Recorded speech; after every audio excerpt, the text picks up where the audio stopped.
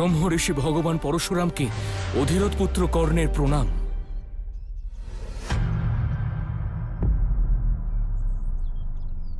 গুরুদেব,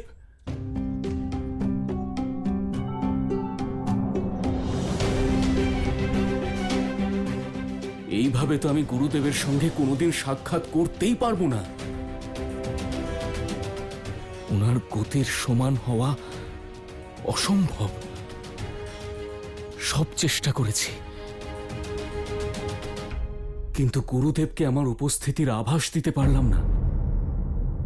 তবে কোনো উপায় তো নিশ্চয়ই আছে।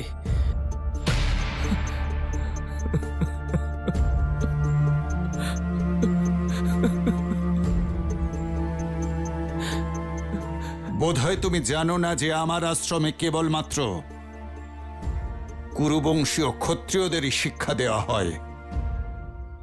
তোমার মধ্যে ভালো যোদ্ধা হওয়ার সমস্ত গুণ আছে, আর শিক্ষা শুধু গুরু দ্রোণের আশ্রমেই সীমাবদ্ধ থাকতে পারে না। উনি ছাড়া আরো শিক্ষার স্থান রয়েছে যেখানে তুমি আরো ভালো শিক্ষা পেতে পারো। গুরুদেব, আমায় যদি আমার প্রাণও দিতে হয়, তবু আমি হার মেনে গৃহে ফিরে যাব না। আমার নাম কর্ণ। কর্ণ একবার যখন প্রতিজ্ঞা করে নিয়েছি, তখন আর ফিরে যাব না। ফিরে যাব না। কর্ণের ব্যাকুলতা বেড়েই চলেছিল। না সে নিজের উদ্দেশ্য ত্যাগ করতে পারছিল, আর না তার গুরুর সঙ্গে সাক্ষাৎ হচ্ছিল। ত্যাগ বড় মজার শব্দ। দুষ্কর্মের ত্যাগ মানুষকে সজ্জন রূপে গড়ে তোলে, আর নৈতিকতার ত্যাগ দুর্জন। ভোগ বিলাসের ত্যাগ তপস্বী রূপে গড়ে তোলে, আর ভয়ের ত্যাগ সাহসী। আমি যুদ্ধক্ষেত্র ত্যাগ করেছিলাম, তাই পলাতক বলা হয়েছিল। কিন্তু যে মানুষ নিজের লক্ষ্য, নিজের উদ্দেশ্য ত্যাগ করে, তার থেকে ভীতু আর কেউ হয় না। আমি প্রসন্ন হয়েছি যে কর্ণ নিজের লক্ষ্য ত্যাগ করেনি।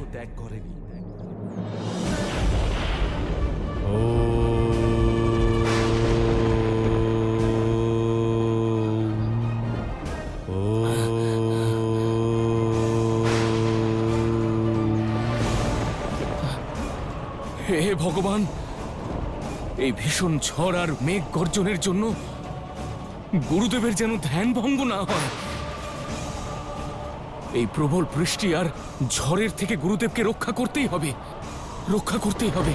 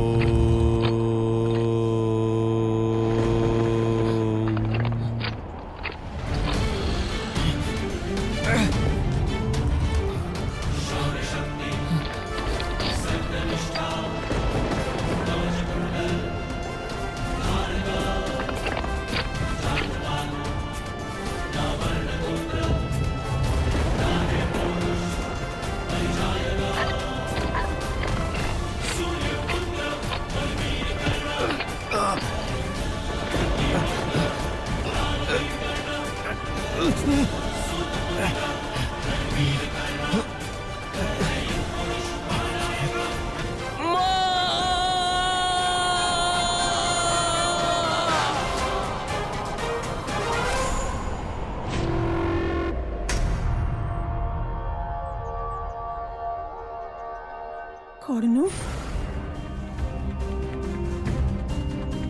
প্রভু,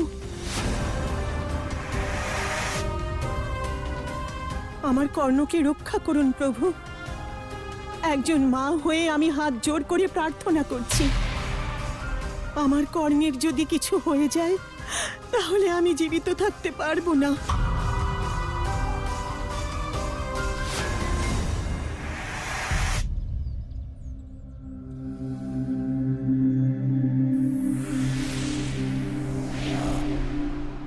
আজ অর্জুন প্রমাণ করেছে যে গুরুর প্রতি তার শ্রদ্ধা এবং জ্ঞান পাওয়ার নিষ্ঠা কতটা অসাধারণ। কিন্তু কর্ণও প্রমাণ করেছে যে তারও নিষ্ঠা অসাধারণ, যার কারণ তার গুরুকে তার কাছে আসতে বাধ্য হতে হয়েছিল।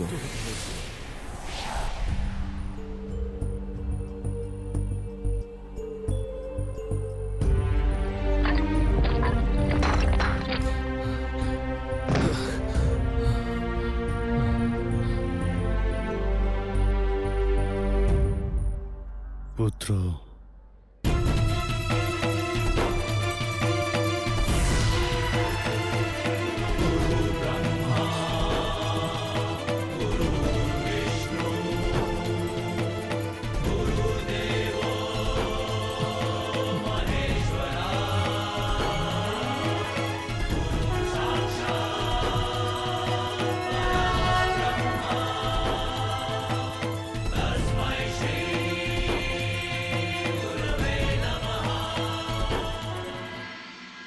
আপনি আমাকে শিষ্যরূপে গ্রহণ করেছেন গুরুদেব।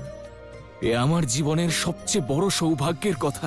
দাঁড়াও, আমি এখনো তোমার গুরু হতে রাজি হইনি।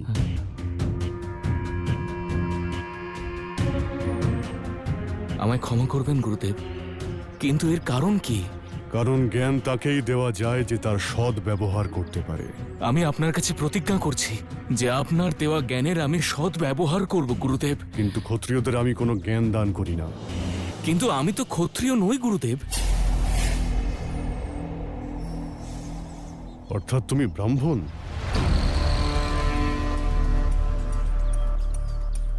তাহলে আমি তোমার গুরু হতে পারি।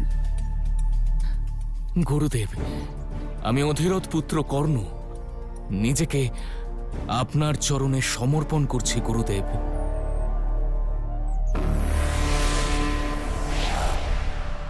সত্য কখনো বদলায় না, কিন্তু যখন অসত্য সত্য হওয়ার ভ্রম তৈরি করে, তখন সত্যের সামনে এলে সেটা বদলে যায়। কর্ণ এটা জানতই না যে সে একজন ক্ষত্রিয়, কিন্তু কর্ণ এটা জানতো যে সে একজন ব্রাহ্মণও নয়। কর্ণ নিজের গুরু ভগবান পরশুরামের কাছে নিজের সত্য গোপন করে, ওনাকে শুধু নিজের অর্ধসত্যই বলে। কর্ণ যা কিছু বলেছিল না সেসব পূর্ণ সত্য ছিল আর না অসত্য। কিন্তু কর্ণের এই ব্যবহারের জন্য প্রশ্ন করার পূর্বে আমাদের এই সমাজ ব্যবস্থার উপর প্রশ্ন করা উচিত, যেখানে এই সমাজ ভিন্ন ভিন্ন শ্রেণীতে বিভক্ত। সেখানে কি কর্ণকে নিজের অর্ধসত্য গোপন করার জন্য দোষী সাব্যস্ত করা উচিত হবে? অর্ধসত্য পূর্ণ অসত্যের মতোই অপবিত্র হয়। কর্ণকে তার এই অর্ধসত্যের কি মূল্য দিতে হবে তার উত্তর ভবিষ্যতের গর্ভেই লুকানো আছে। আমি ধনুর্বিদ্যা অভ্যাস করেছি গুরুদেব। অভ্যাস থেকে কৌশল লাভ করা যায়। এবার তুমি তার প্রমাণ দাও আমাকে। যথাজ্ঞা গুরুদেব।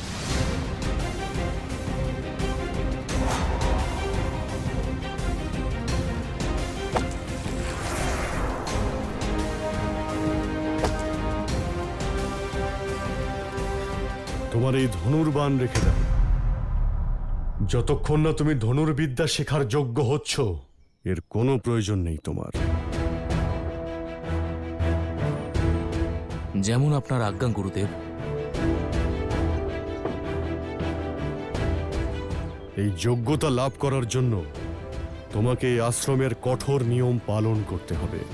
গুরুদেব, আমি সমস্ত নিয়ম পালন করার জন্য প্রস্তুত। ওই পর্বত দেখতে পাচ্ছ? প্রত্যেক দিন সূর্যোদয়ের পূর্বে তোমাকে ওখানে পৌঁছতে হবে। আর তার শিখরে পৌঁছানোর জন্য তোমায় পাথর কেটে সিঁড়ি তৈরি করতে হবে।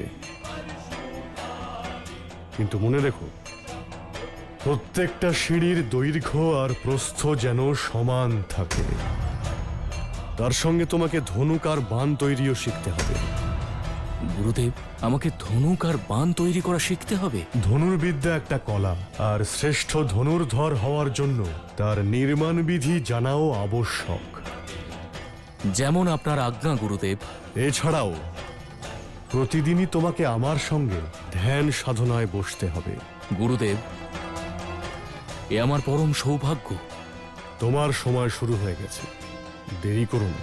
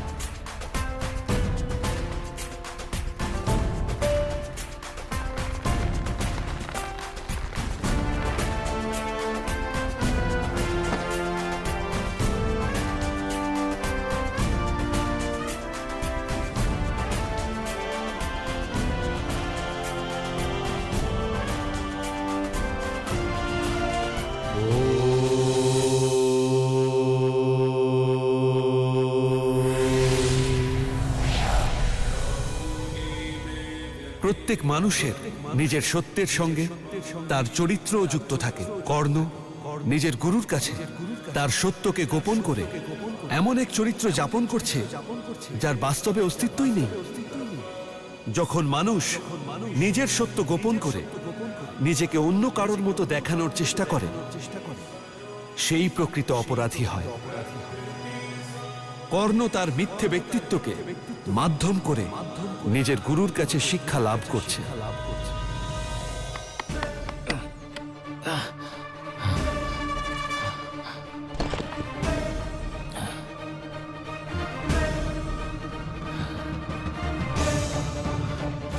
গুরুদেব যে কাজ দিয়েছিলেন তা সম্পূর্ণ হয়েছে, সকল সিঁড়ি সমান হয়েছে। উনি নিশ্চয়ই প্রসন্ন হবেন।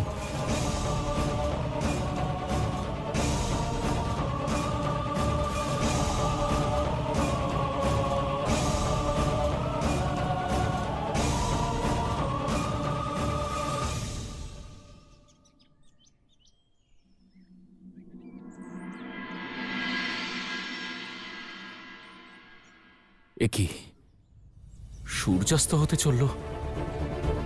আমাকে শীঘ্রই নিচে গিয়ে সব কাজ সম্পূর্ণ করতে হবে।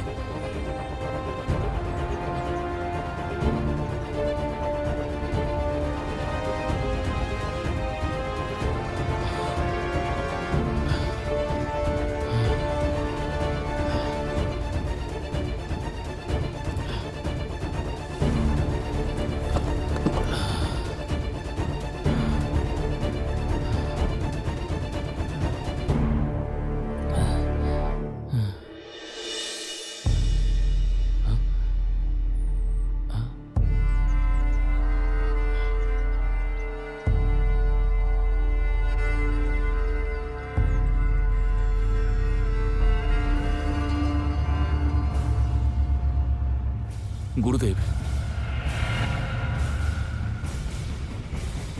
সিঁড়ি তৈরি হয়ে গেছে তার মানে এটা নয় যে তোমার সমস্ত কাজ সম্পন্ন হয়েছে।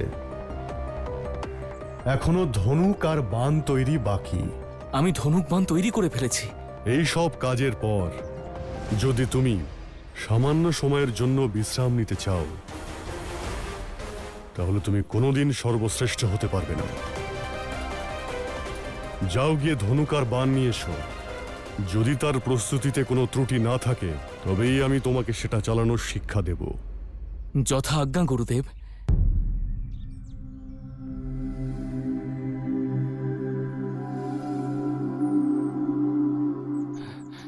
গুরুদেব,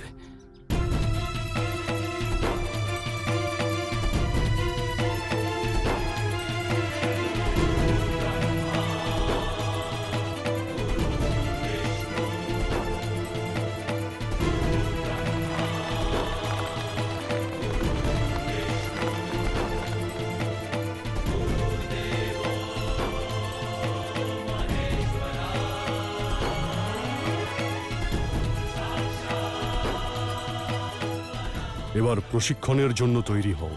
যেমন আপনার আজ্ঞা গুরুদেব।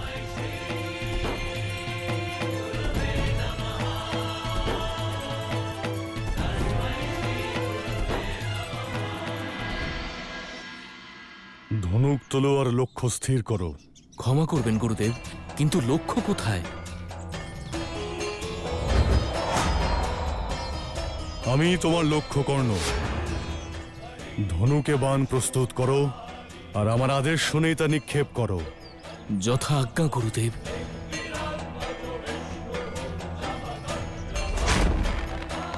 সমস্ত শক্তি দিয়ে নিক্ষেপ করো।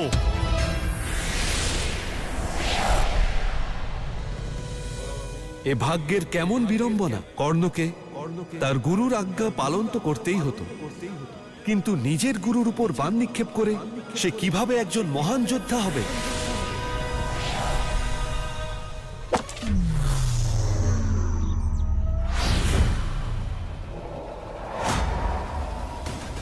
গুরুদেব!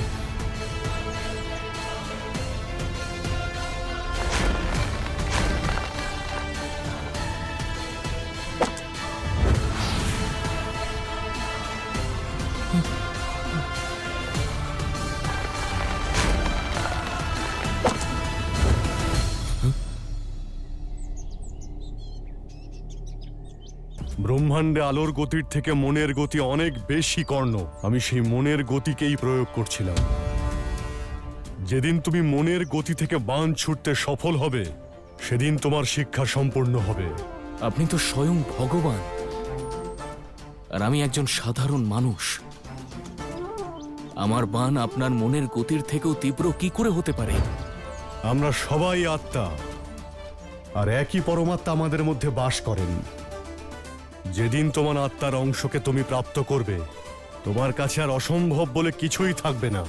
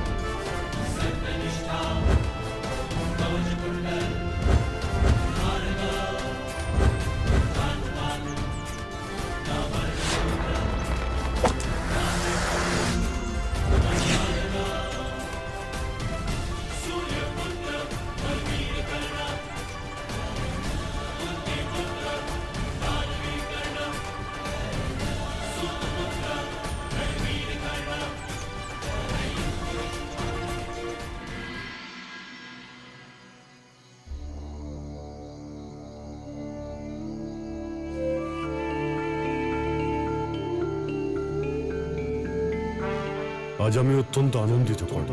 তোমার শিক্ষা সম্পূর্ণ হয়েছে। যখন তুমি সংসদে ফিরবে, তখন পরাক্রম আর মহারথীর নতুন কীর্তি স্থাপন করবে। গঙ্গাপুত্র ভীষ্মের পর তুমি আমার শ্রেষ্ঠ শিষ্য কর্ণ। আজ আমি তোমায় কিছু দিতে চাই। এটা স্বয়ং ভগবান বিশ্বকর্মার দ্বারা প্রস্তুত দিব্য ধনুক বিজয়, যা স্বয়ং দেবরাজ ইন্দ্র অসুরদের বিনাশের জন্য ব্যবহার করেছিলেন। আজ থেকে এটা তোমার হলো বৎস। এটাকে গ্রহণ করো।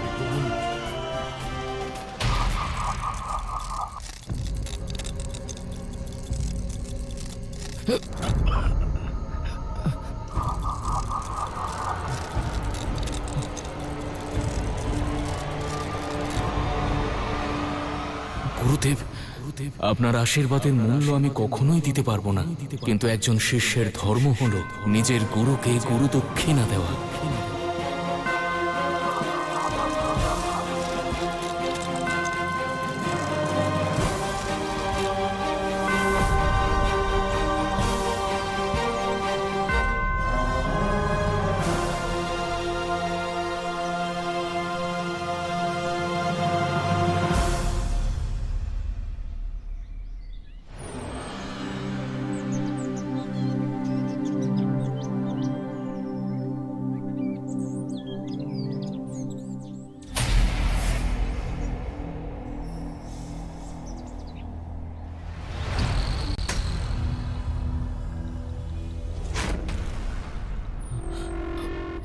কর্ণ, তুমি এত কষ্ট সয়েছ, এত যন্ত্রণা সয়েছ, তুমি আমাকে বলনি কেন?